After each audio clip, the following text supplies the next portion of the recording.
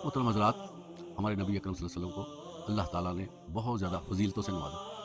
और अपने इंतहाई मुकर्रब और उलुल अज़म पैगम्बरों में शामिल किया।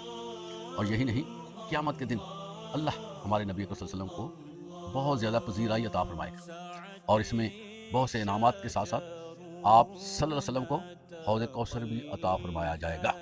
जो कि उम्मत मुसलमान के लिए एक बहुत ही बड़ी खबर है। और ये ऐसा पानी होगा कि जो एक मरतबा इसमें से पी लेगा और आप सल्लल्लाहु अलैहि वसल्लम उसको पिलाएंगे,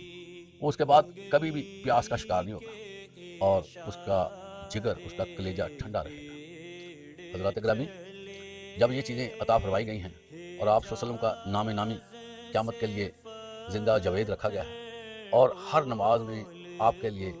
दुरूद का अहतमाम फरमा दिया गया है और आपको अपना कुर्ब अता फरमाया गया है, इस हवाले से अल्लाह ताला उन पर एक असाइनमेंट भी जारी फरमा रहे हैं और अल्लाह फरमाते हैं कि आप नमाज पढ़ा करें। हज़रात गिरामी, नमाज की अदायगी कितनी ज़रूरी है, कितनी लाजमी है कि आप सल्लल्लाहु अलैहि वसल्लम जो हमा वक़्त ज़िक्र में रहते, हमा वक़्त अल्लाह की अताअत और फरमाबरदारी में रहते, हमा वक़्त अपने आप को अल्लाह के साथ मुंसलिक रखते हैं, फिर भी ये कहा जा रहा है कि आप नमाज अदा करें। तो बताएं, नमाज की कितनी फजीलत है। हमें इस बारे में बड़ा ही ज़्यादा कॉन्शियस होना चाहिए और नमाज़ों के बारे में कभी भी कम्प्रोमाइज़ नहीं करना चाहिए।